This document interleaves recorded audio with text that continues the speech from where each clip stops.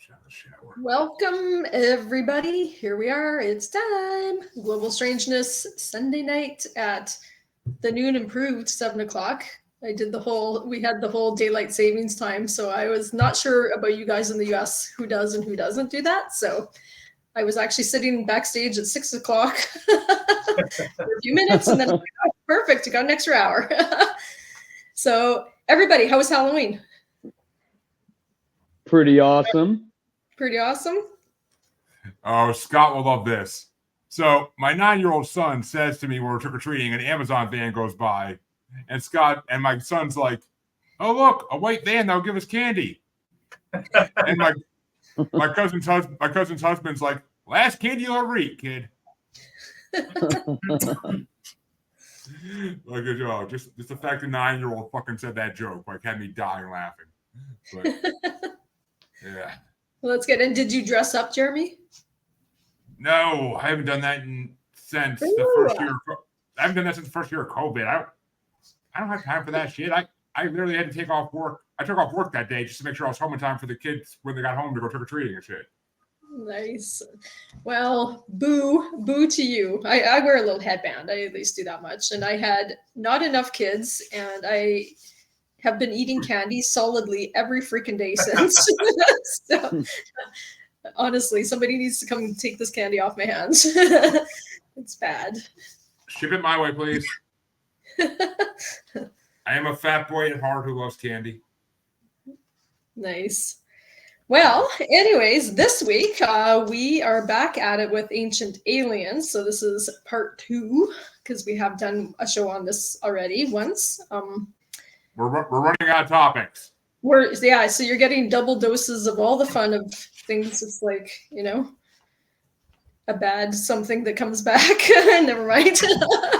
Anyways, so last time when we were talking about this, I was talking about the artifacts. I don't know if you guys remember, but this time I thought it'd be kind of fun. There's some of the, ancient alien theories. So I thought I'd kind of start us out with that. It's a little bit of fun stuff. So it's like, people's theories on what is actually ancient aliens versus, what reality is or whatever. So, and I thought some of these were really funny. So the countdown, this is the top 10 craziest ancient aliens theories, according to Weird Stuff. So number 10, Jonah was swallowed by an alien submarine. So have you guys ever heard that? Instead of the whale? I have heard not. it. I've heard it, but I don't believe it. Yeah, so you have heard that. I've never heard that one. I was like, that's pretty crazy. That's really interesting. I feel like the chances of being swallowed by a UFO submarine versus being swallowed by a fucking shark, the shark's gonna win that odd.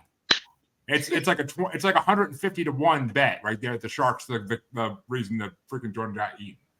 So yeah. Well, that whale story is not very believable either, if you ask me. So yeah, but isn't there a real story of a guy that was spit out by this fellow, like a live guy, like he lived to tell the tale or whatever? But there was somebody that far back at all. There was a situation recently where a couple kayakers were literally swallowed by a whale. I mean, they didn't get past the mouth. But nonetheless, it did happen, and that's on YouTube. You can readily find that video. Yeah. It's an awesome video. That is a tale. Like, that's a great like, it probably wasn't great doing it, but that's a great tale to tell. Like, oh my God, if you've lived through that, that's wild. I would look for that video, Michael, but I am afraid of if I put that sentence into my freaking Google, what will come up? Right. Yeah. We already run some risks here sometimes with some of our jokes and commentary. We better not be posting things. A lot of Canadians come on your podcast. It's highly frowned against, So anyways, number 9 is Pakal's rocket.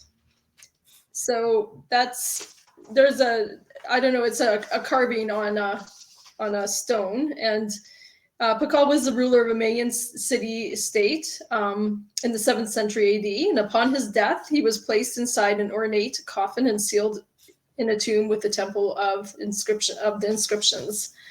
And so when archaeologists uncovered this tomb, they remarked that the decorative sarcophagus, am I saying that right? Lid, and they called it a classic example of Mayan art. And so, anyways, in these images, there's pictures of an ancient astronaut, and they consider this one of the best pieces of evidence. So, and I think this is a common theme, right? With a lot of carvings and stuff, it looks like spaceships or space travel or modern tools and modern things depicted in these ancient carvings. And so, according to that is 100, according to these theories, that's 100% proof that is ancient aliens, not ancient civilizations of humans. When you want your pictures up, Deborah, let me know. Well, the next one is the picture of the face. Okie dokie. So what do you guys think about that? Like, everybody's seen carvings or whatever with something that looks very modern or very alien, technology that shouldn't have been there at the time that the pictures were carved. Do you believe that that's evidence, or what do you think?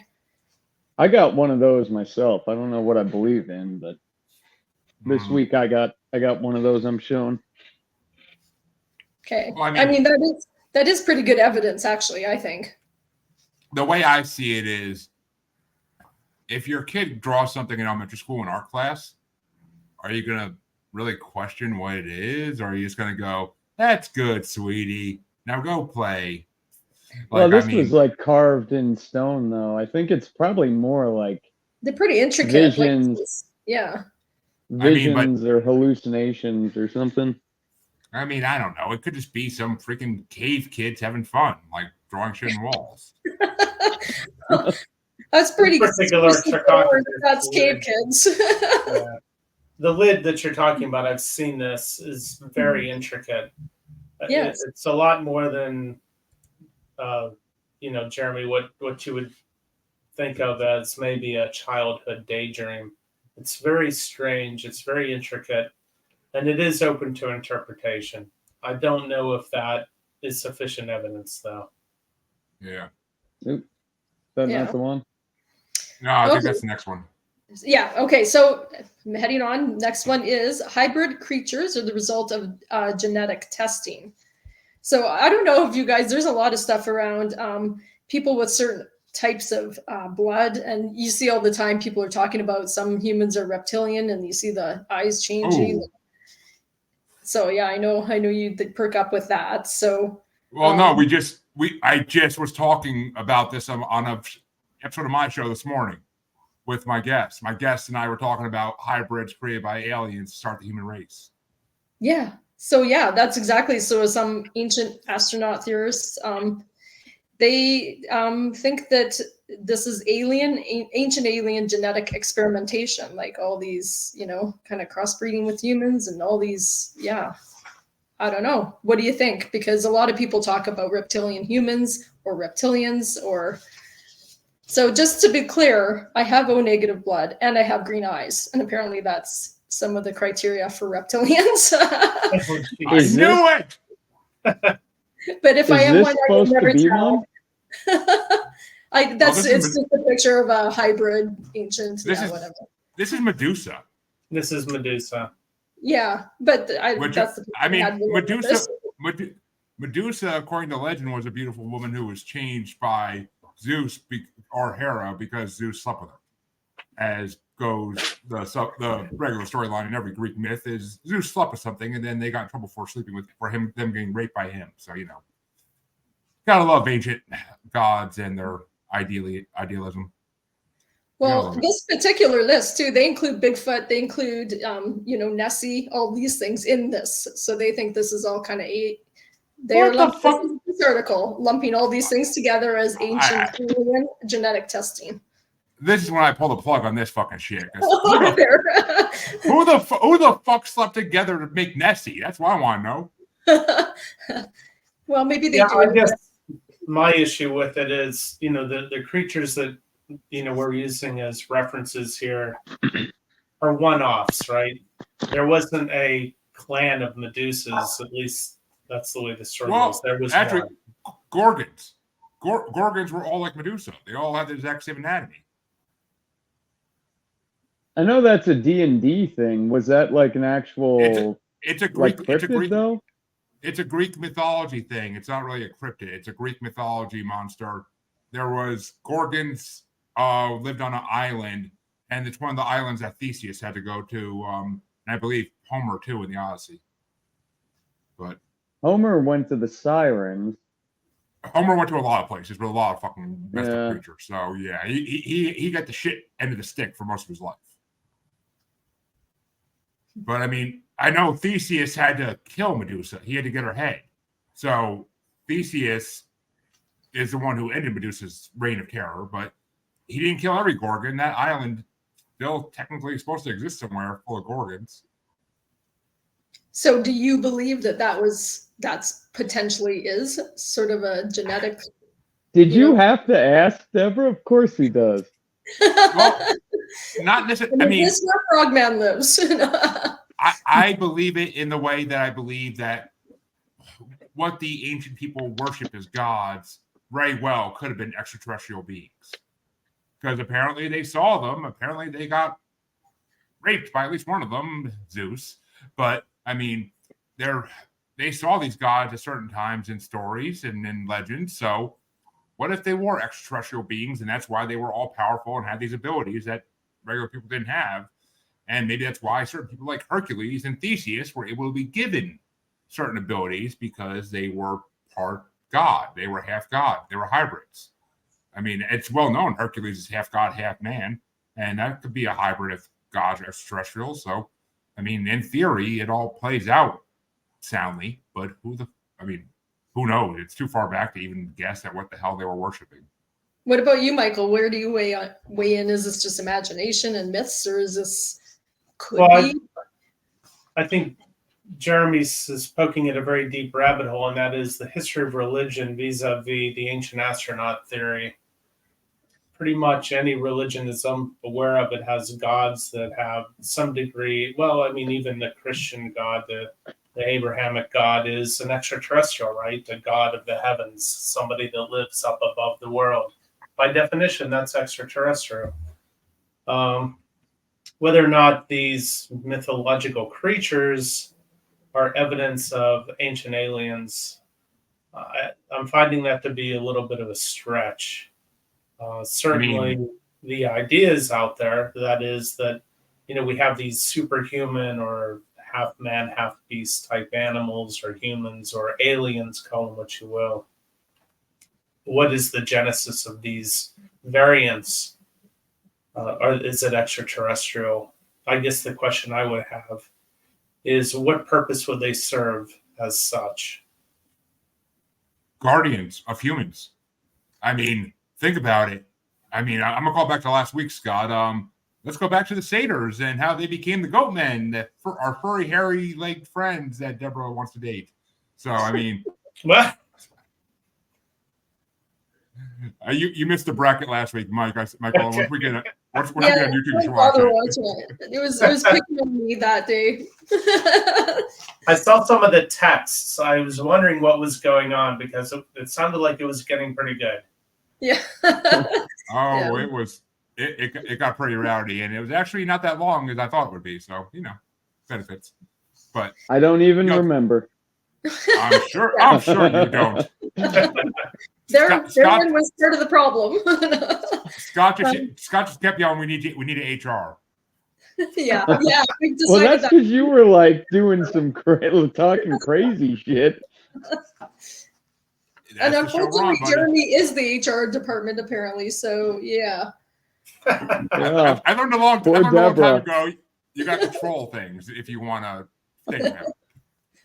So my whole thing with this ancient, like this whole theory is, if they were like godlike and have like, why would they die out and measly little humans be the, what survives and travels up throughout all the time, right? Like, wouldn't the godlike things be what evolves and keeps expanding and growing? Not if they're Genetically, like controlled. they're superior, aren't they? Not if they're controlled, and not if they alter their genetics to not do that. I mean, think about it. Extraterrestrials will have more advanced science than we could ever imagine. Wouldn't they be able to alter genetics so that the alien part doesn't show? But it's in there, which is technically what starseeds are all around the world today, indigo children. So, I mean, everybody supposedly has an alien spirit inside them. I mean, that's not just Scientology, Tom Cruise bullshit. Like that's actually a belief that a lot of psychics and spiritual people have. So, I don't know. I was just talking about that today, and I mean, it's likely. I guess it's likely if that's what your soul is. It could be extraterrestrial in origin. It has to be kind of. And so then we just need to awaken and remember this about ourselves, and we have these powers still. So that makes sense. I'm on board with that. I mean, you know, Deborah, you know, the spiritual awakening is fucking happening right now. And as my guest said today, we have 2 to 3 dark years ahead of us. But after that, the light begins to shine through again. I think humans are really good at making things go extinct.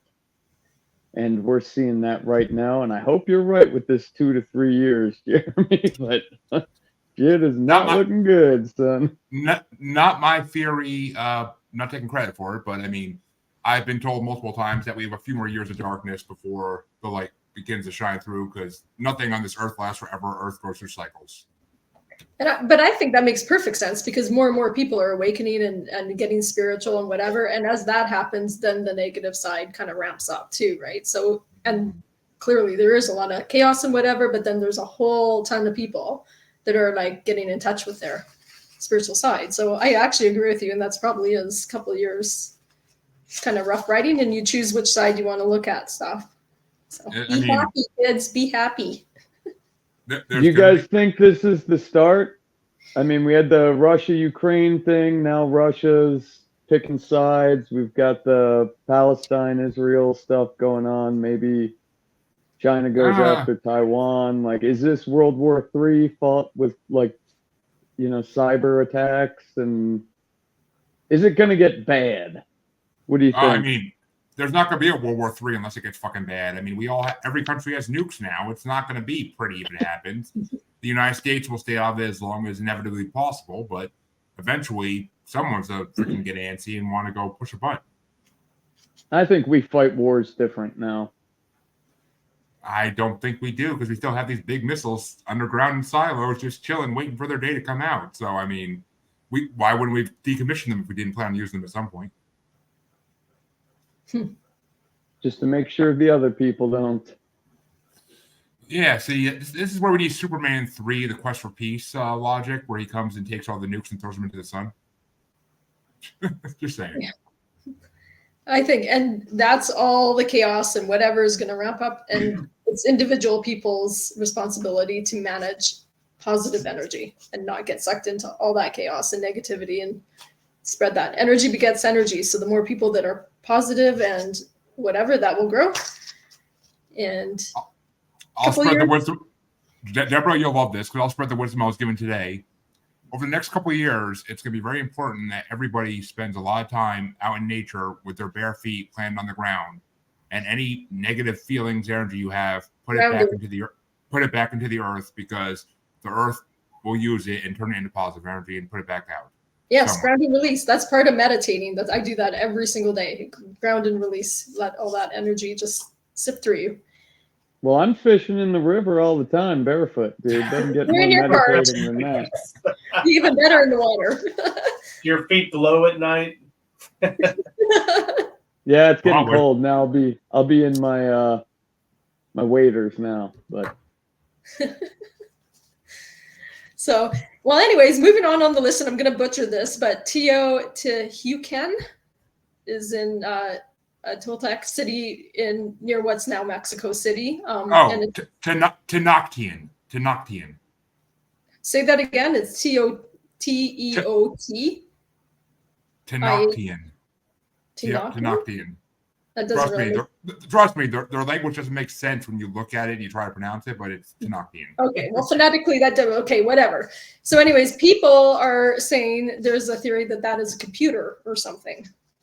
So I haven't seen this. Do you have a picture of it? I do, actually, because that was going to be part of my thing, too. Damn it, Deborah. Okay, well, well, I'm just saying it's a theory. People are saying this is a computer, so... it's like a gear-driven calculator that tells like the whole solar moons and stars and everything, right? Well, they think it looks like a circuit board, I guess. That's Oh, enough, wrong Ian. thing. Wrong thing. Zoom, get past the freaking ugly people. And so not just this one, but a few different temples or whatever, they feel they're like, computer processors, or, there's theories that this is, like technology. And so, I mean, we talked about, I don't know why they think this exactly. They believe it's computer circuit board. I like Wild Bill's answer. The answer is 42. Yeah, that's why. Yes, thank you. 42. That makes more sense. I got it now. So, Deborah, I think I know the theory you're talking about, and that is when these plazas are looked at from above, they display a certain organization that's remnant of a computer circuit board. Yeah. I don't know. I guess more understanding of what's underneath the surface and how these artifacts are interconnected and how they're interconnected would help us understand, if these things are part of a larger system. Other than that, it's just the geometrical layout is reminiscent of a computer board, and I'm not sure I'm going to find anything compelling in that necessarily. Yeah, so people are just seeing a comparison, made in their own mind, and labeling it. Then again, my guest today was talking to me too about how in ancient Egypt, ancient Egyptians used to be able to open portals because they literally would turn the top half of the pyramid one way and the earth rotates the other way, and they would use feldspar, which is they would ground it up and use it, and it would open portals. That's what a lot of these, that's what people who say with the ancient Egypt, with like the belief of the Egyptians, they did that back in the day. So maybe not. If it's certain minerals and stones in there they can use, then maybe it is something beyond what the naked eye sees. We just don't know enough to use it. I've heard the theory that the pyramids were like a Baghdad battery. And like, they gold plated a lot of those tombs and stuff, and you need electricity to do that. But like there's a diagram where they had like I don't know, vinegar or some sort of vinegar down there, and then there's like the shaft that goes down would have been the iron pipe, and then maybe the whole pyramid was like a big ass battery. I mean, so, there's also the theory that I don't know if I believe this, but I've seen the image of it on TV, so I kind of can see how people would think it. But the idea that the pyramids are an alien extraterrestrial ship of some kind, and that the Earth was built around them, and that they all connect in the center of the Earth. Oh, that's maybe I've never heard that. That's interesting. Maybe it would make sense if you had the big batteries all over the place, and then you had these like circuit boards. Maybe it was a way to communicate or something. Well, this particular thing here, they say that there's electricity conducting mica, like this mica stuff, and a lot of the rooms in this are completely filled with it. So that's... Yeah, you're talking about the base of the pyramid where they found mica and mercury, and they're not entirely sure what they were using those minerals for. Right. So... Well, both mica and feldspar can be found in granite. Thank you, Google. So there's a lot of granite all over this earth. That would make sense. And that if they use those two minerals to have abilities in a way, then I can kind of see this all kind of tying in together. But, and Wild Bill says Stargate, the show I was thinking of. But yeah. That's my topic later on. What, Stargate?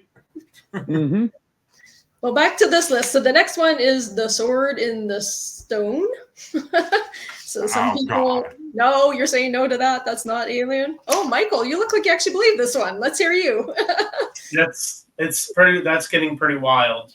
Tell us, what is the theory? Well, have they ever actually found a real sword in the stone? I know in Pennsylvania, Western Pennsylvania, there was this little park for the kids, and they have a sword in the stone. But it's really not real, right? I mean, I think that's an analogy for marriage. I think that's all it is in the story. But Well, according to the theorists, not only the story of King Arthur pulling the magical unmovable sword from the stone, but it also involved aliens. So they was point Merlin an alien? well, they just point out that this kind of technology could have existed because modern tech has the capability of creating concept firearms with the kind of biometric security. I don't know how this is going together here. They believe that Arthur's other sword, Excalibur, as well as Joan of Arc's swords, were alien laser weapons. Okay, that's just pulling it way too far to the sci-fi.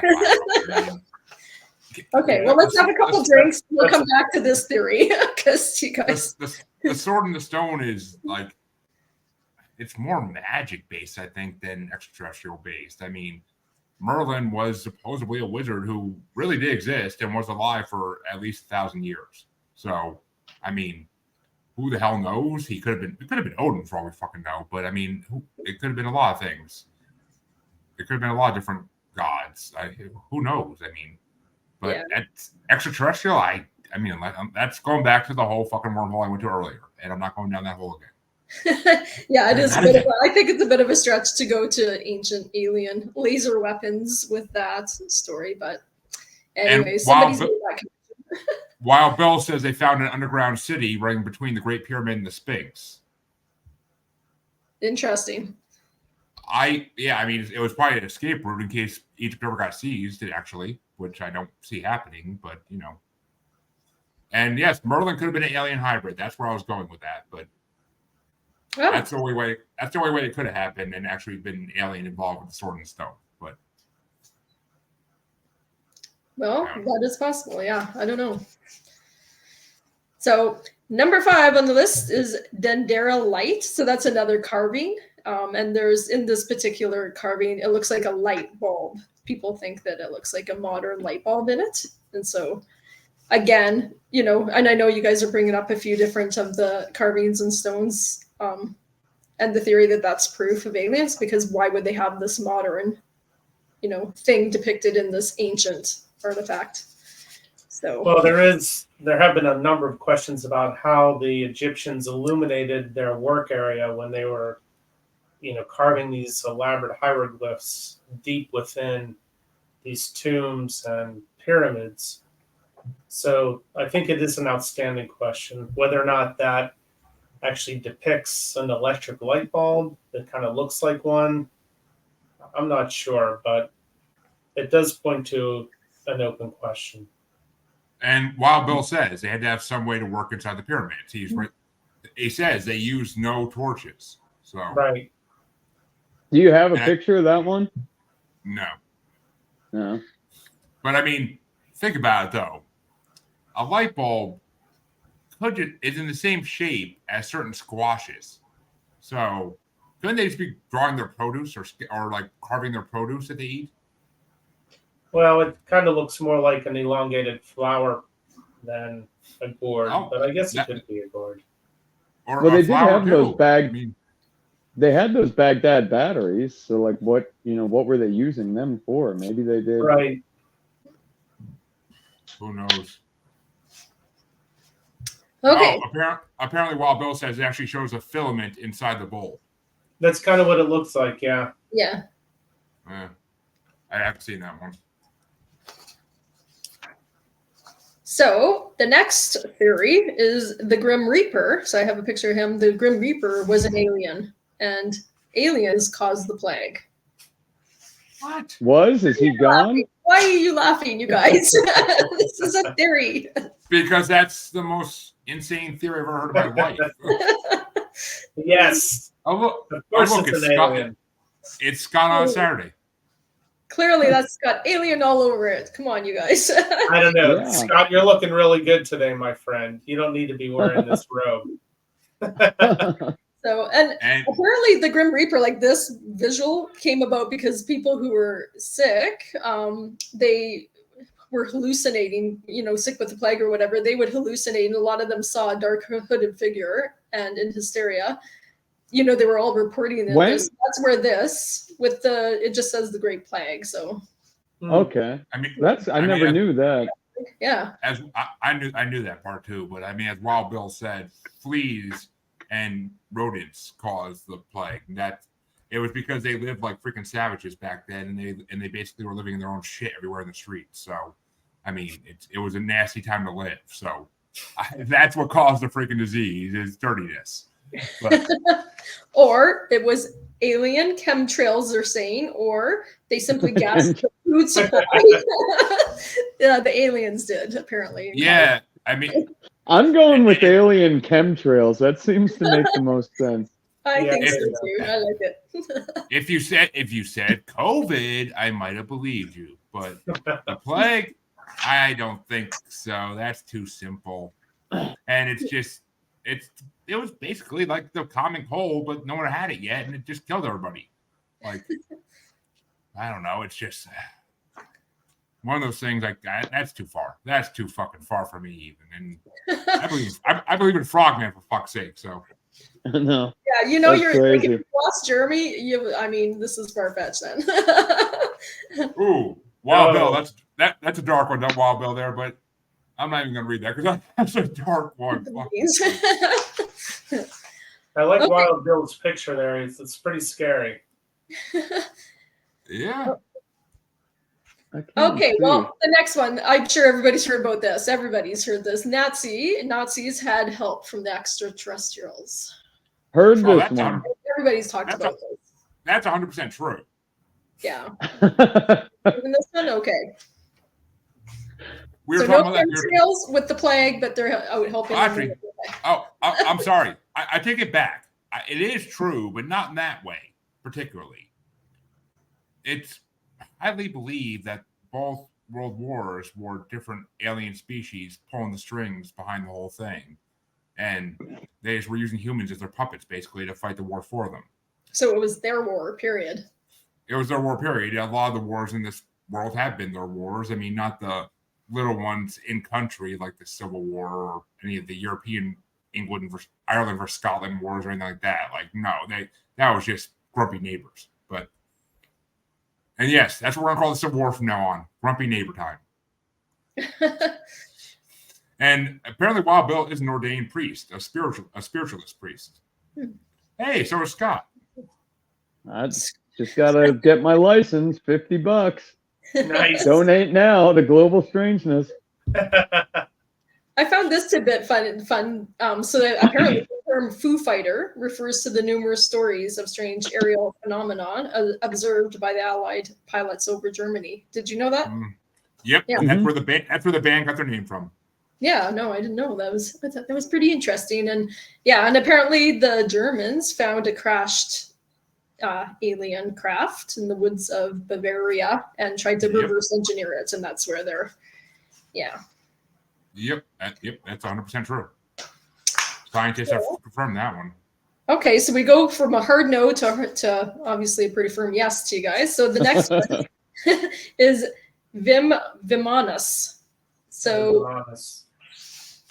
Okay. Are you familiar with this, Michael? Yes, I'm familiar with that. Tell us about it, Deborah.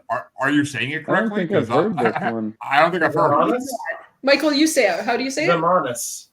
it? Yeah, that's Vimanus. Yeah. May know the story. But got a picture of this one? You're so endearing with the way you pronounce words. That's very nice. Like incorrect.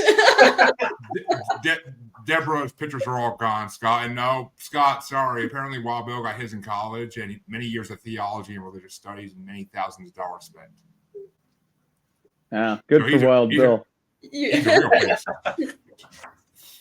Looks like he got for you. You know, Deborah's accent isn't even that bad though, because every other English-speaking country had to wait until California was made for the English language to be perfected. So, not trying to say my language is perfect, but it is. And birds are real. Yeah. So, anyways, back to Vamanus. So, in ancient astronaut theory, a recurring theme is that the ancient depictions of extraterrestrials and their vehicles as godlike creatures with heavenly chariots. So, again, this is like pictures and carvings and whatever. And nowhere is this imagery more present than in ancient Hindu texts. So they're pulling this out of texts and they're saying that this is evidence of ancient aliens. And allegedly, these things are piloted and inhabited by mythical beings, and they're actually the confused interpretations of ancient people witnessing alien technology. So Sky that's Period, the same kind of thing. Sky Period. It was one of the first books ever written about ancient aliens. It was called Cherry Sky. I think it was Chariots in the Sky. Yeah. Yeah. So what do you think? Is that a theory you can jump on board with, or is this again they're taking a fairy tale and then making it into alien? And while Bill's right, the Christian Bible does mention UFOs multiple times.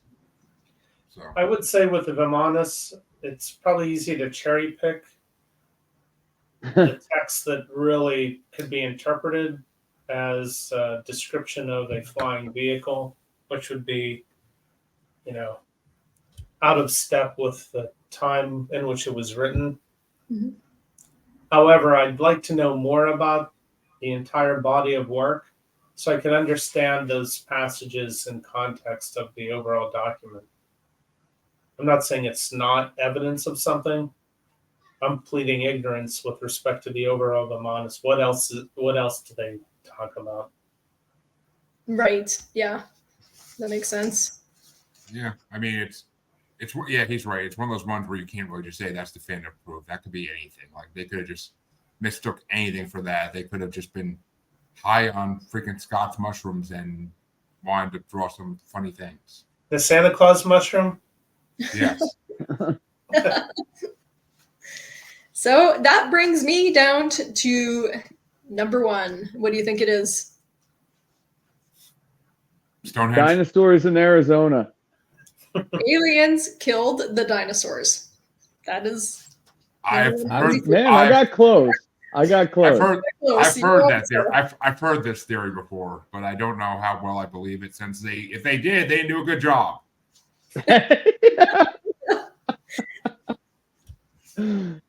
Yeah. They weren't very specific about every single one dying. Well, and it even says when it comes to evidence, ancient aliens, it does not have much to offer. Right. Instead, lean on the creationist authors to convince viewers that humans and dinosaurs coexisted, and to support these claims, they point to the supposed inaccuracy of carbon-dated fossils, rocks containing both dinosaur and human footprints, and ancient artwork depicting their coexistence. And did we just talk about this last week? Debunked, it says so.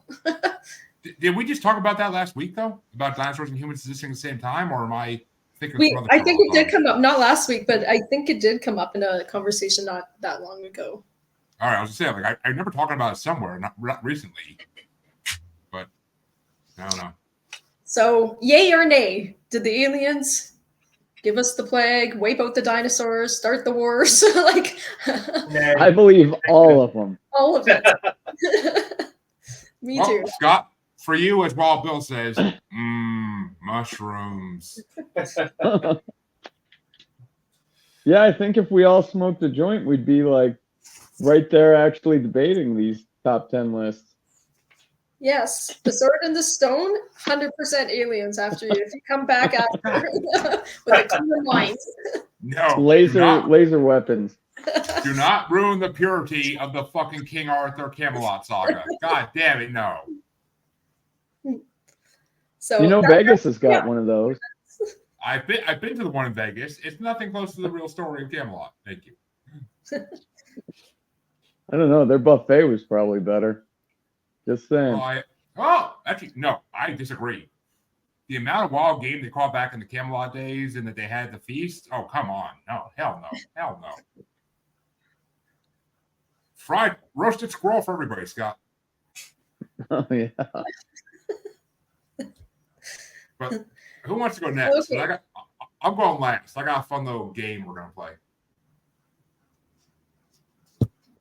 I'll let you go first, Michael. Mine's short, so why don't you go? If you just want to bring up the images that I sent over, the 3 images, not the graph.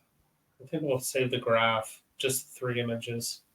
All right, let me get to your folder here, but go ahead and start. So I'm really not going to talk about ancient aliens per se. Wait a minute, the graph was you or the graph was Scott? I didn't have the graph. Well, I had a kind of graph, like a map.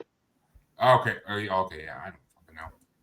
Here, I'll put the first one up and I'll look. See if I missed one. I don't think I did, but let me see. So what I'm really pointing to and looking at these 3 images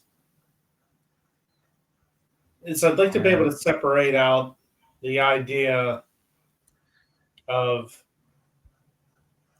ancient aliens as a prime mover of humanity's technological progress and the possibility of intelligent extraterrestrial life visiting planet Earth. So how am I going to do that? Well, the thesis is that we allow ourselves, I believe, to entertain the notion of extraterrestrials as prime movers in human history because I think we really don't understand human history.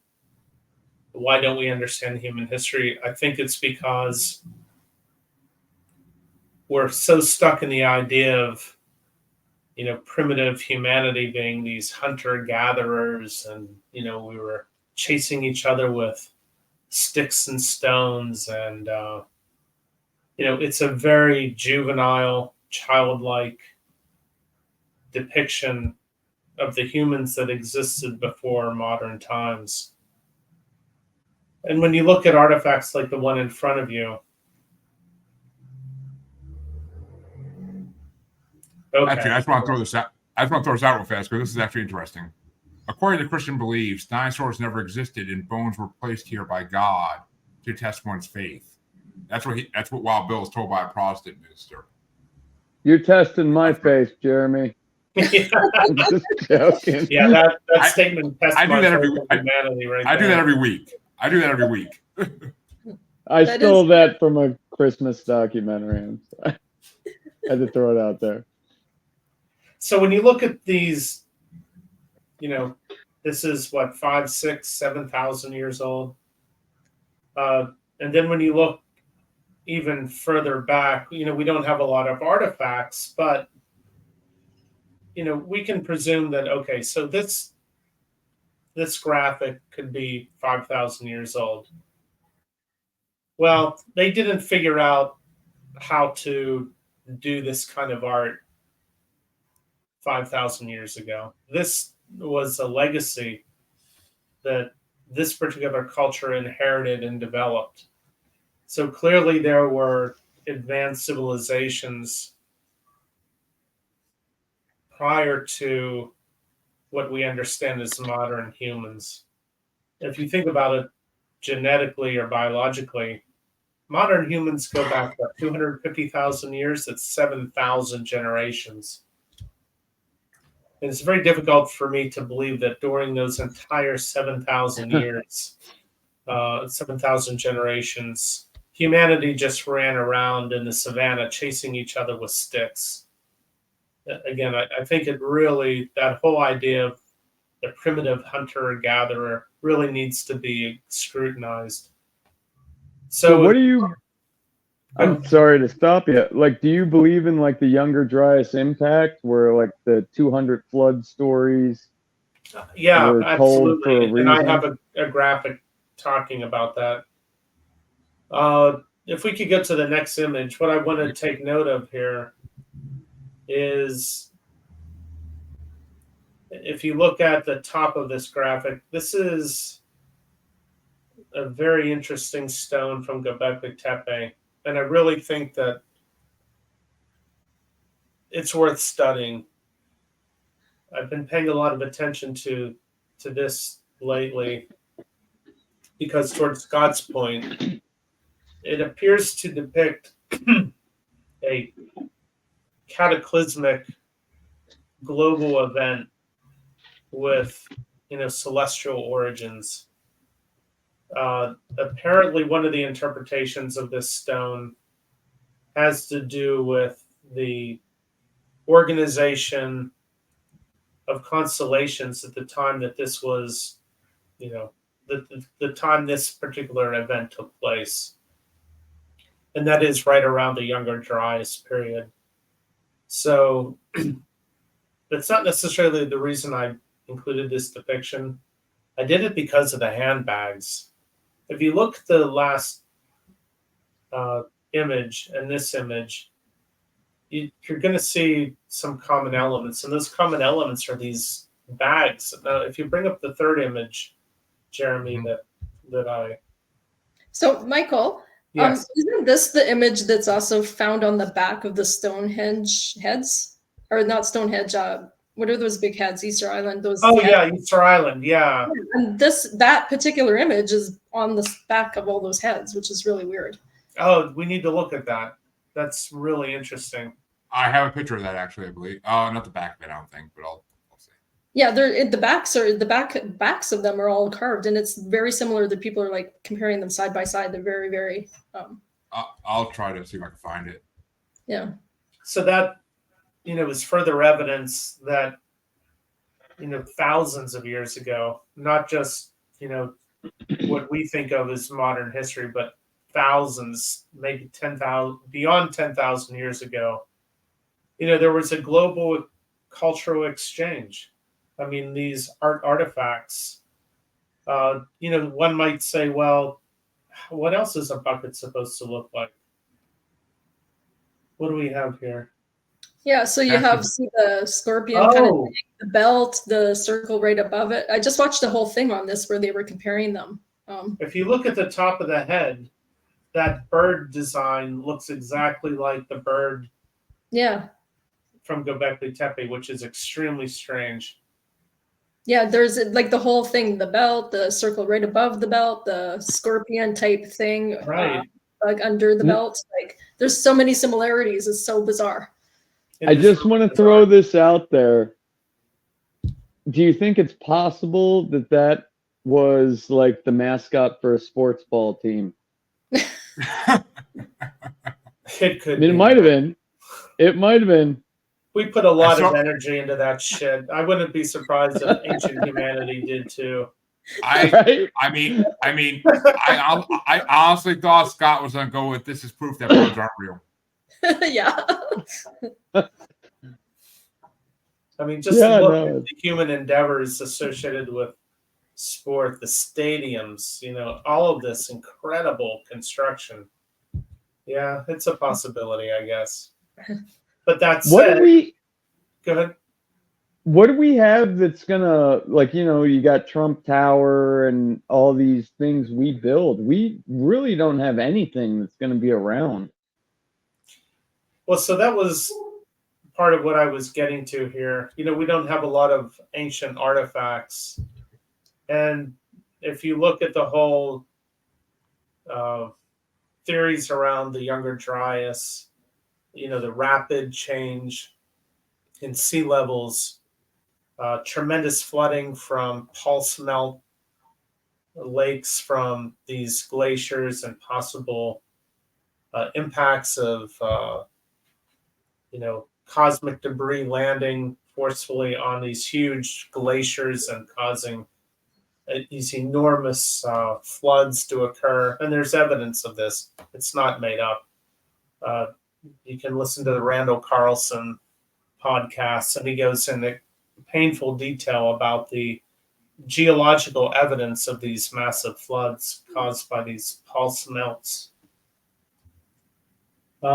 So the idea is that not a lot of artifacts will remain from previous cultures.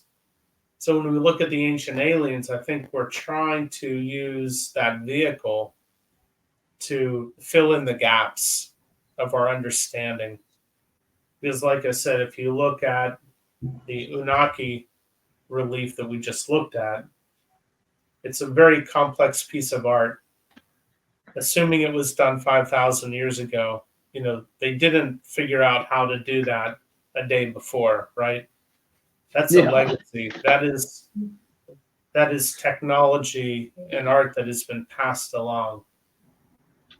But we just don't have the evidence of those previous cultures, and it could be because of things like these cataclysmic global events that erased enormous parts of human history off the planet. Well, with Göbekli Tepe, I'm drunk. Yeah. Göbekli Tepe, they didn't even have bronze tools, right? This was all supposed to have happened by hunter-gatherers with stone tools. Yeah, and they're so carving into right. That the whole idea of the hunter-gatherer, right? I mean, I think I'm not an expert. The archaeologists probably have their reasons for it, but it just seems like a very juvenile understanding of human history, right? We just walked through the woods and gathered apples, and and then made this huge stone city. I know. Yeah, we made 2,000-ton circular monuments, but we were just gathering apples. We built these things in between the growing seasons. It makes no sense. It's not even possible. Anyway, that's my presentation, guys. Well, that was a good one. Audrey, do you want to do your graph? We can bring that up.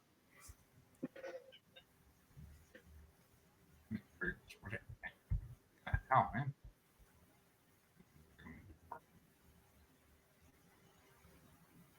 Yeah, the Moai are very interesting because for a long time people assumed that what you saw is what you got until somebody decided we should probably dig around this thing a little bit, and it turns out that most of it's underground. Yeah, isn't that wild? Yeah. Well, Scott asked about the Younger Dryas, and here it is. What we're talking about is basically changes in global temperature, and this whole Younger Dryas era, it represents an enormous warming of the planet.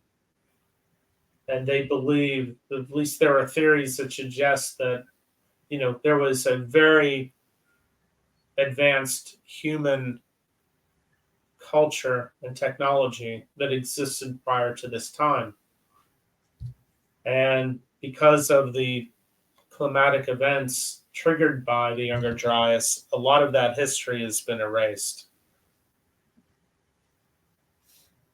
What do you think happened during the I can't see if that's boiling or belling? Yeah, I'm not an expert in this. That has to do with glacial minimums and maximums. I'm not an expert in this. Again, you really have to follow this guy Randall Carlson on YouTube to get a more detailed understanding of how to read this chart.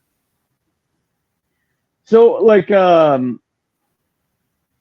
you guys know of anything that we have that, it seems kind of strange that we, even if another flood wouldn't be the possibility, we're all talking about global warming and these massive disasters, and you'd think we would build something out of stone, right? Big monument out of stone. Well, we did have a great one. Mount Rushmore. Instructions on how to survive this kind of global cataclysm, but apparently some asshole blew it up. You know which one? The Georgia Guidestones? Yes, the Guidestones. Somebody decided we're just going to. So, what do they say, Scott? We can't have anything nice around here. You know what? I got slabs of We've turned granite. into the hood. I still got my pickup truck full of the cutouts of granite. I don't even know if this would work, but I started a little bit. I want to carve the entire Hobbit and Lord of the Rings into kitchen sink cutouts. And then if somebody finds it, they'll think that Lord of the Rings is the Bible, dude. That would be awesome. Coolest Bible ever. And then the Hobbit could be the Old Testament and Lord of the Rings could be the New Testament. That would be the fucking shit. Jesus, Scott. Well, why don't you do Harry Potter? That's a better story. But or Well, Star Lord of the Wars. Rings is more religious. Oh, Star Wars. Star Wars is very religious. Ugh. Yeah. But Wild Bill says he lives near where the Guidestones used to be. Yeah. Atlanta, Georgia. Yeah, exactly. But all right, Scott, I'll get your pictures going. Do what you gotta do. Okay. So my buddy James he suggested that we did a thing on Stargates, an episode on Stargates a couple months ago now. So I tried to look into it, but he watches the show all the time. So when we went to the Iraq War, do you guys think that was retaliation against? Are you doing them 1, 2? I'll tell you when to bring the next ones up. Retaliation against them blowing up the Twin Towers? Or do you think it was them destroying the part of the Pentagon that had all the records for the $3 billion or $3 trillion that Donald Rumsfeld left? Maybe it was for oil, or maybe it was for all those opium fields right before we had the opium epidemic in America here. So, Ancient Aliens is hard, Jeremy. I'm sorry. I think the more likely reason is that Iraq had a Stargate. So if we back up 6,500 BC,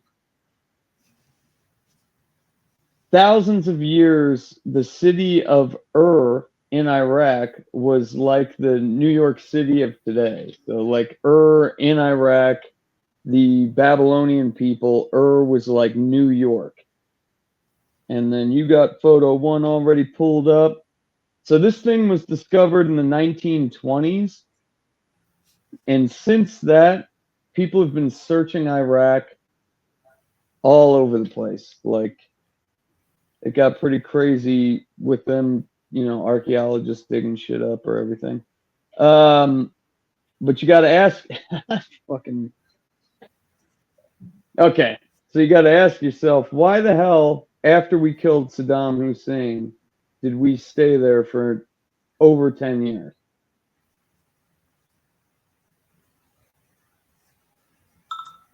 Because we were looking for the fucking Stargate. So this is the oldest known Stargate on the planet that we've discovered so far. Jeremy, can you bring up photo 2? Photo 2 coming up. So this thing was found in the photo Jeremy's going to bring up. I just brought it up. Is it not showing on the screen? I'm still seeing the same photo. I'm seeing a second one with the Yeah, people. I'm seeing a second one. I don't think that's photo 2. I have them labeled 1, 2, 3, 4, 5. Oh, it doesn't transfer. It doesn't transfer your label over when you share my messenger, buddy. I saved them in the way you sent them, but It's the one with the castle stronghold. Yep, back there we go. Okay, so in the 1980s, Saddam fortified this. This was the ziggurat where it was found, and I pronounced that totally fucking wrong.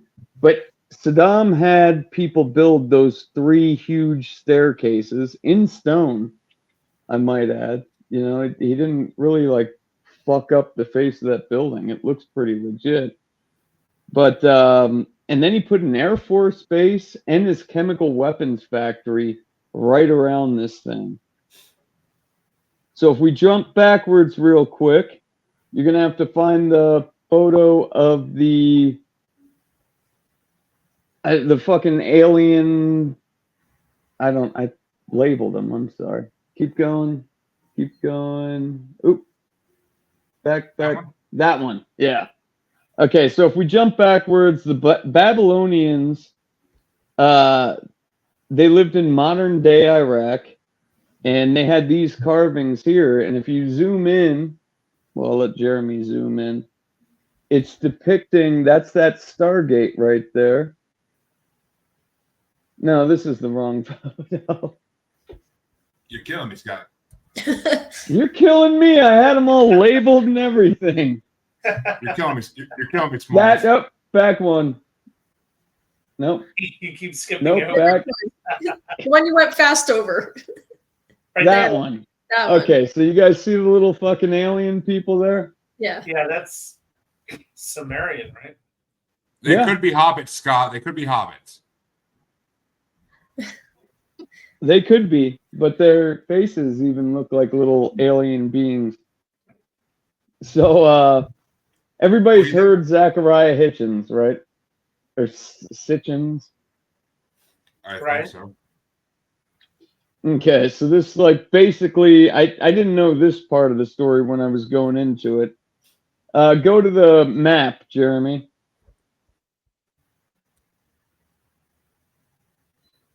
Yeah, that one. So, like, Nibiru, it's every 30,000 years or whatever.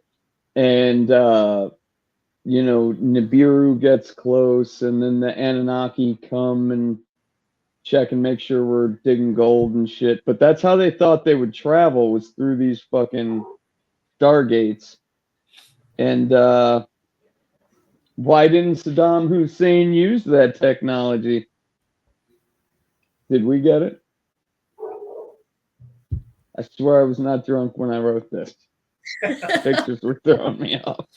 But yeah, no, my friend James wanted me to do this topic, and there were 3 more images. If you can scroll back through them.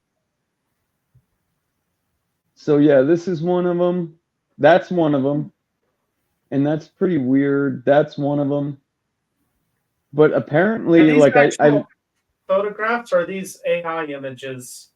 I have no fucking idea, to be honest with you. Yeah, These 3 are the ones that I got from his messenger, and he said it was going all over the place. But I did hear some videos from like 10 years ago where they were taking all these things and hiding them. So, I mean, if you believe in any of the, like, Smithsonian stealing the giant's bones thing, maybe they stole this stuff. I'm not sure. Well, Wild Bill agrees with you that Stargates exist. He's a believer, yeah. I never saw the TV show. James was surprised that I never saw the TV show. But yeah, I never have either. It's something I always wanted to watch, but I just never got a chance to.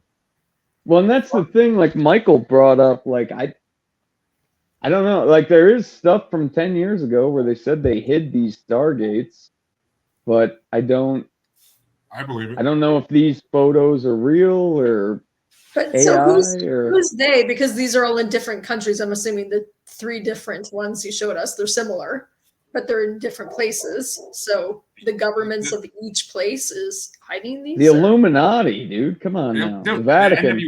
NWO, Illuminati, whatever the hell you want to call them. They exist. They're out the shadows in the dark. They're out there. So why do stargates have to be round? Because the sun's round.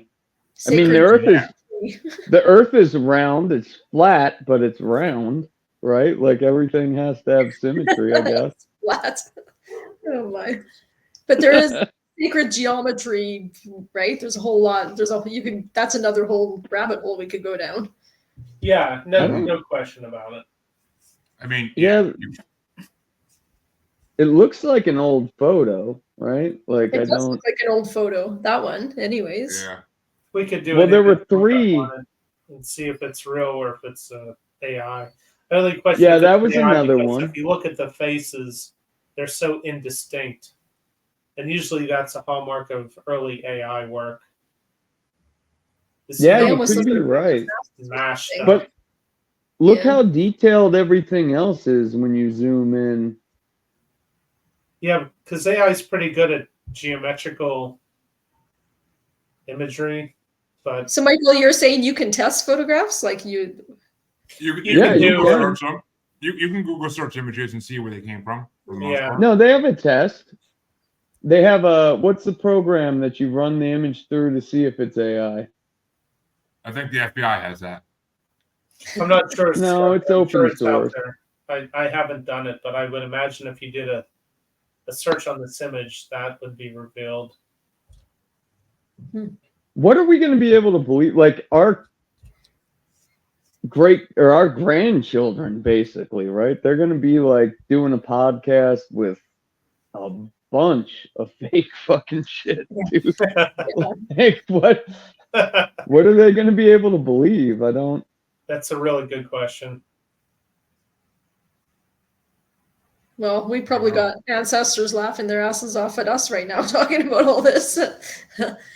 Like, suckers. I do believe in the Younger Dryas impact thing. Like, that makes a fuckload of sense to me. It does make a lot of sense. And as Wild Bill says, trust your gut feelings. Yeah. I've been betrayed by them way too many times not doing it. Yeah. See, Wild Bill, the problem is I usually think a little further south, and that's usually not a good way to go. It just fucks you over in life. Oh, you guys. But all right, Scott, is that all your presentation, or? That's my big bad presentation there. So I'm gonna next week. I'm going to label the pictures on the fucking picture. Okay, Scott. 1, 2, 3, 4, 5, 6, 7.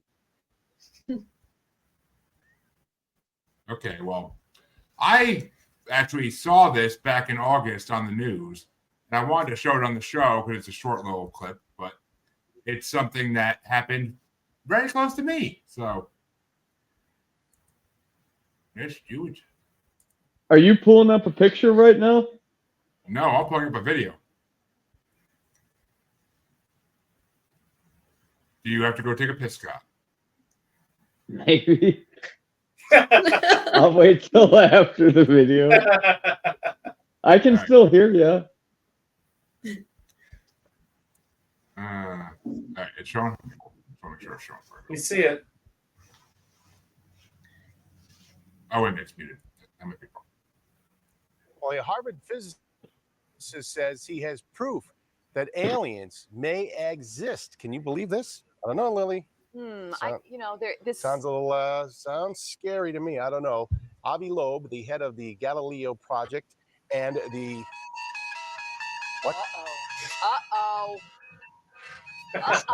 Maybe something.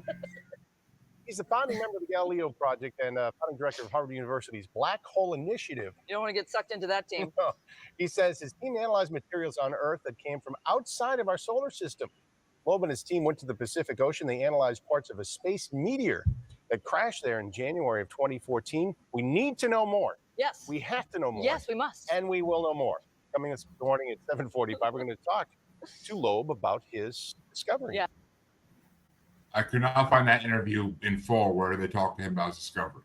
I couldn't find that, but you know what's interesting though is right away, because that's an actual scientific guy, intelligent, whatever. But the way they mock it, make jokes right away, so it's almost like they're dismissing the whole thing before they even interview the guy to hear what he has to say. Well, they were very anxious to get to this. They're very anxious to get to their next segment, Deborah, which was the lunch menus to be served in the local high schools. Yeah, like some real news, right? I mean, it's Boston 25 News. It used to be owned by Fox, so yeah. How close are you to Boston? About depending what part of Boston you want to go to, anywhere from about 45 minutes to like an hour and a half, 2 hours. Okay. Where do you live? You've sent me your address, but I always forget the state. Massachusetts, Scott. Massachusetts. Okay. I thought you were in Maine. That's why I sent you that text last Yeah, week. no, I know. I used to go up to Maine for work once in a while, but that was my old job. But no, I never lived in Maine. You look like you could be a Mainer. Oh, actually, there's a town called Maine I work by, but. Well, isn't Salem in Massachusetts? Like, yeah, Scott, that's the reason you used to always say we need to meet there one day. That would be our first thing. We used to say that. I'm wondering why you're not doing a field trip to Massachusetts. Well, I live in Massachusetts, so it wouldn't be very far of a field trip, but I mean. Well, yeah, go to Salem, dude. Live stream from Salem. I went to Salem like right before COVID. I was there. Yeah, but live stream. Yeah, but I went to Ted Bundy's house. I don't have technology. I don't have the technology of live streaming locations, man. I mean, my wife's not all gonna sit there and hold the fucking phone while I talk on it. Like, no. Well, I'll host it off of Zoom, and then you go walk through the forest looking for ghosts. We'll send somebody in if you die or they're not really, dude. Salem is a big ass city. There's not really forest in it anymore. It's a city. Well, go to the downtown, like the bars. But there's still you can still the scary. house foundation of the isn't there? There's still things to see. It's almost a tourist spot, I think, isn't it? Oh, it is. There's plenty of houses open year round there. Like there's plenty of houses open year round that you can go into and like try to get scared. And Scott, Wild Bill apparently is a fan of your OnlyFans. No. Oh yeah. Do not encourage him, please. Do not. I'm just hearing excuses. Dude, I've been to Salem. I don't need to go back and spend all the fucking money there. The restaurants there are overpriced as shit because they know it's all tourists. I'm gonna start live streaming at all the haunted bullshit we got at Utah that doesn't really exist. There's like 12 fucking cemeteries. We'll see if there's a fucking ghost that gets me while I'm there. We'll see. But you got to go to Salem. All right. Well, I do have a little, like I said, I have a little version of the game Deborah wanted to play in the beginning, but this one is with different, instead of ideas of things that happened in the past that could have been proof of ancient aliens, these are things that exist still to this day that can be proof of ancient aliens. And the first one we're going to talk about is the Nazca Lines. The Nazca Lines? Yep. How do we play the game? Y'all got to guess if you think it's ancient aliens or not. Scott, it's an easy game. I'm not going to make it a hard game if you've been drinking all day. Jesus. Well, do you have a correct answer? Maybe. Just maybe. in my head, but yeah, maybe.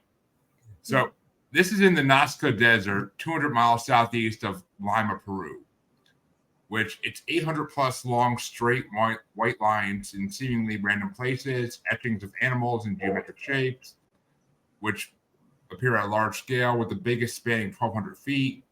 The scale of the markings makes them clearly visible from the air, leading some to believe that aliens must be the work of them. Because how could an ancient man craft lines with this level of symmetry and precision without the ability to fly? So, which, I mean, is the idea that the ancient aliens constructed these, or they were done in service or in conjunction with the ancient aliens?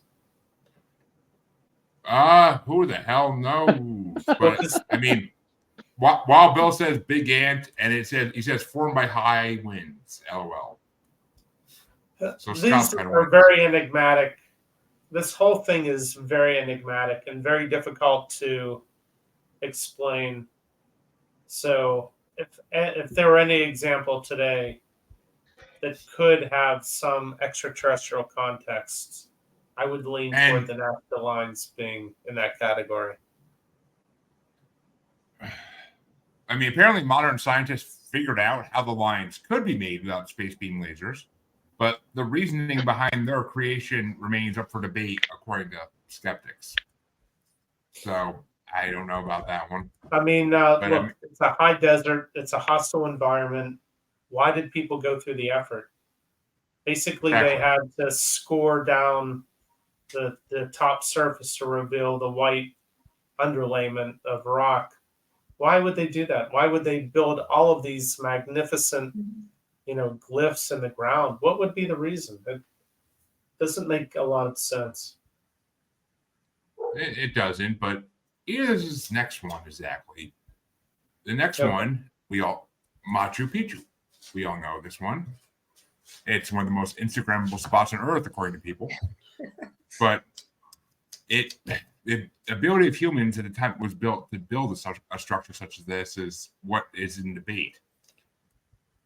Ancient astronaut expert and History Channel personality Giorgio Tsoukalos, or how to fuck pronounce that Greek name, he questions the positioning of the stone, claiming that the large rocks at the structure's base are significantly older than the smaller stones used for the upper layers.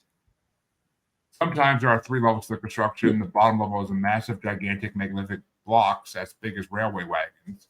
The middle about half a size smaller, and at the top, brick-sized stones are just thrown up there, which makes no sense, he explained. You can't imagine why an ancient civilization with limited access to technology would choose to use larger blocks when, as the upper layers of the structure prove, smaller and more movable blocks would do the job. According to him and those who agree with him, aliens might be the only feasible explanation for it. I actually got this one. So that was somebody who was building a track home subdivision, and he wanted to be artsy. That makes, I think, a little more sense than the aliens. I think if you look, I think you're going to find there are a lot of megalithic structures that we can't fully explain that do share something in common with this, Jeremy, and that is inconsistent techniques for building, which suggests that the older technologies were much more developed technologically. The older stones, the lower stones, but as you see over time, more shortcuts, less technique, less engineering takes place as the monuments are built up from the original. I think maybe it was started by extraterrestrials with the help with the slavery of the Mayans, but I think eventually the extraterrestrials left and the Mayan kings like, oh, you better finish this, they're coming back tomorrow. I don't know, dude. That looks like that's enough for like 10 families to live in. I bet 2,000 years from now, you'll probably have some like prepper militia structure on the side of a mountain that's all that remains too, is this like rock wall foundation shit. I think you can know your plans. I think the aliens built the original, where the big unexplainable stones are, and then the people found and built onto it. That's why I said Deborah. Yeah, I'm with that. Well, I think they were artsy. Go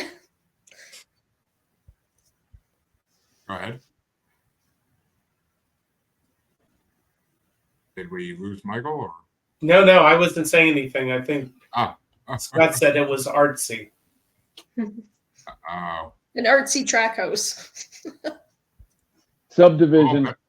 Better than an artsy crack house, but Probably like $700,000 for the base model. I bet. That's just what I'm going with. But the next one we all know as well, but we're going to dive into this a little deeper today. And the pyramids. Okay. But it's pretty interesting. Somebody drew an obelisk underneath these and did a cutaway to make it look like the top of the pyramid is actually the capstone of an obelisk underneath. Really interesting. It is, and I mean, it's not exactly that people think that they were built with the technology available at the time, but it's the positioning of the pyramids of Giza that are evidence of the alien involvement. A blog post from Michigan State University the pyramids line up exactly with the Orion constellation, involving a level of precision unusual for human artisans. If you look at a bird's eye view of the pyramids with a picture of Orion's belt transposed on top, it's clearly evident that the 3 stars in the middle of the Orion constellation diagonally, with 1 star deviating, and 3 pyramids, also 1 deviating from diagonal, and the relative positions of stars and pyramids match each other perfectly. Even the brightness of the stars match the size of the pyramids. Giza consists of 2 almost equally tall pyramids and a smaller one, which is only 53% of the height of the other 2. The belt of Orion consists of 2 of the almost similarly bright stars, and one with only 50% of the brightness of the other 2. The smallest pyramid is the one which deviates from the diagonal, as does the dimmest star. So the author of the blog wonders about the fact that the Great Pyramid lines up almost exactly with the magnetic North Pole, which becomes suspicious when you consider that the ancient Egyptians had no compasses. Also, on the evening of the summer solstice, the sun sets directly between the Great Pyramid and its next-door neighbor when viewed from the Sphinx. For this to be possible, the Egyptians would need to know the date of the summer solstice, and because the length of a calendar year hadn't yet been determined, it's too convenient. And finally, the blog author wonders about the impeccable condition of the pyramids of Giza in comparison to other pyramids of a similar age, which have clear signs of wear. So, see, that seems like some fucking like Trump Vegas flexing shit, right? Like, we got all our steel glass buildings everywhere, and we're just gonna build this shit right here. And like every fucking equinox, bam, or not solstice, winter solstice, it fucking moves there. It's crazy because they're like 8-sided. It would have been amazing to see them covered in limestone.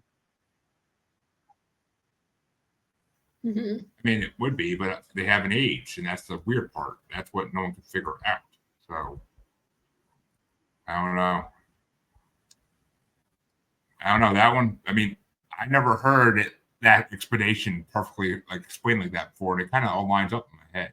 So, I mean, that could be an alien thing. I mean, maybe there's a Stargate underneath the sand, Scott. Who knows? I think they were just smarter than we give them credit for, like Michael was saying. I'm just Googling the like bird's eye view of them. It's pretty interesting, actually, how they're lined up. I mean, I feel like there was a period of hominids, though, where we were just cavemen. I feel like that did happen. I think it was right after we were created by extraterrestrials, and we were basically dumb little slave kids. And I think we had to evolve, or either helped or not helped. We evolved somehow. Yeah, but we're talking hundreds of thousands of years of being Homo sapiens. And isn't there like, talking about Randall Carlson, isn't there like water erosion on the Sphinx?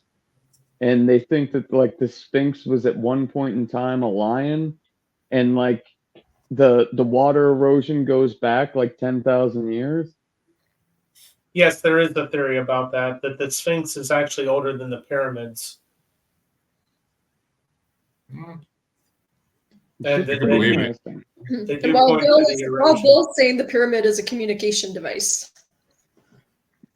I mean, that's very possible. I've heard that theory a lot in my life, but I mean, I don't know. You got to think about it this way too, though. From what I've also been told by a Atlantis researcher, the main city of a state of Atlantis was in the North African desert. So water could have been, and water was more known to be in Africa at one point in the Sahara. So, I mean, could there have been a civilization there with water? Possible, very possible. Yeah, it's true.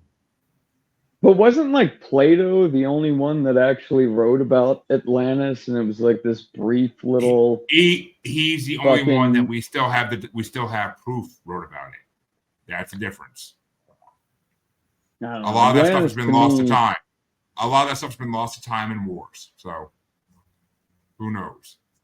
And who knows what's in the Vatican, Scott? They could have older things. Let's talk about. That's what I'm fucking saying, man. We got to get that lady back on when she gets from the fucking Vatican. But I wish I knew 18 languages and could go into the Vatican. That'd be awesome. Get studying. I feel like you'd be dangerous if you knew that much, Scott. They're like as big as they're not even as big as LA County. I don't think. I think we could get in and out in a day. America could have that Vatican. All those books would be ours.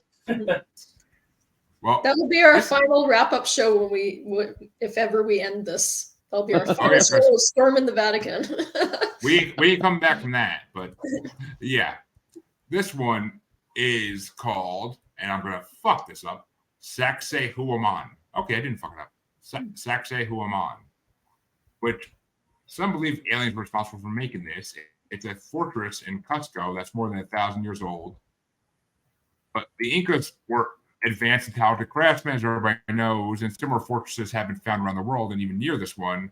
So most people are quick to say that this was just an Incan creation, not an alien creation. But I mean, I don't know.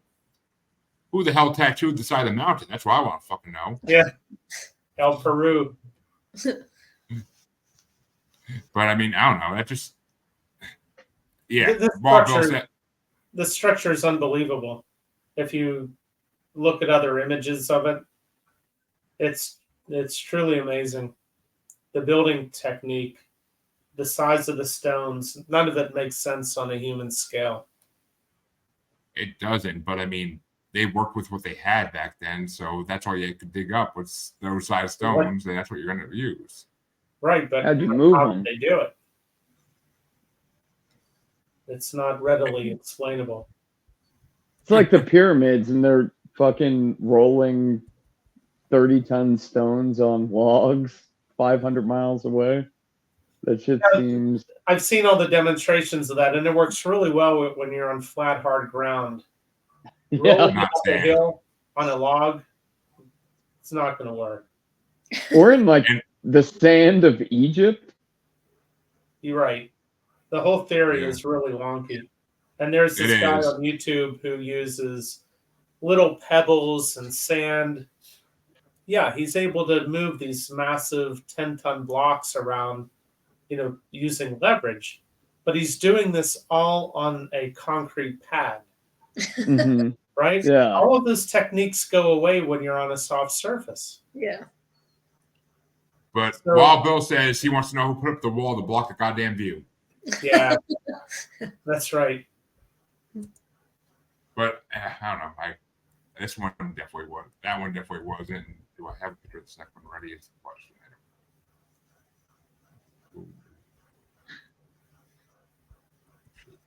See, the original thing I had a different list I was going to use originally, but then at that point, I can't get back on the page without paying a membership. So fuck that. Fuck them.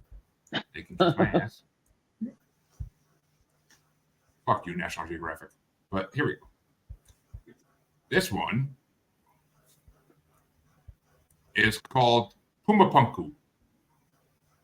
That's cool. And it's a series of stone structures in Tiwanaku, La Paz, Bolivia. And people often remark on how precisely the stones were cut, according to the Skeptoid podcast with Brian Dunning. Some think the structure was created by aliens. Dunning says that he doesn't think it's the case, as it's not hard to believe that people in ancient times had ways to more accurately cut stones. After all, it was an important skill of the day. I don't know what I think about this one. I really don't, because this one is some weird shit. What was it? Like, it looks like there's one room in there, but the other, like the one off to the left, it's thick as fuck, and it's just like these little archways. Was it a wall? What was it? Well, the problem is it's largely destroyed at this point. And I believe that this location is not far from Lake Titicaca. So it could have been, a catastrophic, violent flooding event that destroyed this monument, whatever it happened to be. Nobody really knows. That name. I love that fucking name, Lake Titicaca. Yeah. But the question is, it's a question of why. Why would ancient civilizations exert the effort necessary to build this? Right? Well, when they couldn't do it without metal tools, like diamond tools for our, like it would take us diamond saws and drills and. I mean, it's Bolivia, Scott. So there's diamonds in the mountains, but I don't know. I think Wild Bill's right though. This is how Tetris got started. It could be. But yeah, so it does make you wonder why so many ancient structures are made of stone versus what we do in modern times, which is materials that are constructed from raw materials but don't naturally resemble them. Steel, for example. But it could be that these are the only monuments that survived, right? Yeah, Yeah, exactly. no. They had all kinds Could of be. building materials, but these things. Right. There could have been steel deployed. We just don't know. It wouldn't have survived. So it looks like, Exactly. on whole, the only thing that we ever made permanent was stone Mhm. structures. Yeah. And like Jeremy said, Oh. Mount Rushmore is the only like what else do we have? We don't have any massive structures like Göbekli Tepe or the pyramids or any And of this Scott, stuff. we all know Mount Rushmore has a secret hidden chamber behind it, don't we, Scott? Well, yeah, but then when they find us, they're gonna think that we were all like wig-wearing syphilis patients. So, Well, I mean, when Donald Trump gets his way and gets his face put up there next to them, then they'll know different. They'll think we wore toupees then. But this is the last one I got. And Deborah, we already kind of talked about this on yours, but it's a better picture than the one I had previously. Because instead of just one structure, why the fuck is it zooming in? In the mail. I don't know, but you can see 6 of these structures plus a huge one in the back. So, I mean, this is interesting. It's Teotihuacan. But it predates the Aztecs, which it's as everybody knows, the Pyramid of the Sun and the Pyramid of the Moon. And the people who lived there disappeared. So that's why no one knows what happened in that city. Ancient Aliens shot an episode focused on that, setting forth the case for an extraterrestrial presence. And the host suggested that the structures, particularly the pyramids, involve advanced mathematical principles, and like the pyramids of Giza, may be built to correspond with space formations. Also, recent digs revealed stores of liquid mercury, mica in the walls, and golden orbs containing unrecognizable substances, all bizarre enough to prompt inquiries about the real builders of it. So, It's pretty I don't wild. know. And the Well, fact they found like... Go ahead, Jeremy. The fact they found unrecognizable minerals in it, too, is interesting. That changes things a little bit. Because if they're not from this earth, then where the hell are they from? And why would they be built into it? Why wouldn't they just be laying around it? But Wild Bill's right. It's an alien airport terminal, multiple landing pads. And the pyramid is the main terminal. Just like JFK. Makes sense. Well, that's the weird thing with all of the other pyramids around the world is they're like these stepped structures where the Giza pyramids were these H-sided, covered in limestone, like immaculate things. What do you think?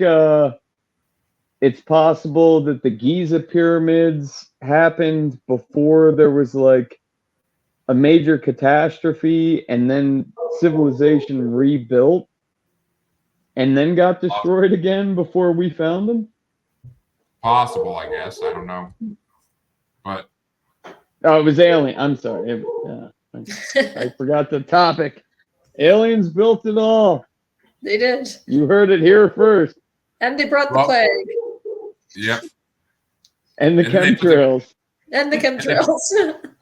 And they put their sword in some stones and made alien hybrids of humans. So, yeah. They've been busy. But speaking of topics, whose turn is it next week? Because I know I just did this one, so it's not my turn. Michael was gone for a long time. It's your turn, buddy. Okay. That seems to be Scott's logic every fucking week now. Whoever's not looking or not in the room, that's whose turn it is. I'll do it. All right. Well, folks, unless Michael knows it now, you will find out the topic next week. Yes. All right. Well, Deborah, wrap us up. Well, hold up. Deborah, is it your guys' Thanksgiving right now? You No, guys no. have a different. No, we had ours already. We had ours. Ah, shit. We forgot to wish her a happy Thanksgiving. I know. No, it was fabulous. But yeah, ours is always sooner than yours. Is it yours this weekend or? No, Nah, it's like month. 2.5 weeks. Oh, okay. The Sunday we do our bracket will be the Sunday after Thanksgiving. Oh, okay. So you guys will all be fat and happy and stuffed with turkey. When's your guys's? I'm already all those things. What the fuck are you talking about? It's like October, right? Yeah, it was early in October, second week, I think. Can't remember the actual date. She was probably working on her Canadian Thanksgiving. I work all the holidays. Actually, I did cook it. I did the whole thing. I was fat and happy. We just got our turkey today, actually, and they forgot to scan it on the way out of the store. Whoops. What? Jeremy stole a turkey. I am not responsible for people who don't do their jobs. You heard it here, guys. You know where he is. On the next episode of Bad Boys. I am in some random garage, and you have no idea where I am. So. Our grocery store, Winco, gives you a free turkey every time you buy $100 worth of shit. And I got 3 kids, my wife and me. So, like the last 2 or 3 years, we've gotten 5 free turkeys. Wow. Oh, that's Jesus. I would have got like 600. I would have got like 6 free turkeys today if that was the case. Yeah, no, that's what I'm saying. But all right, well, Deborah, wrap us up. That's a wrap. See you next week, you guys, with Michael's surprise topic. Bigfoot porn, part 2.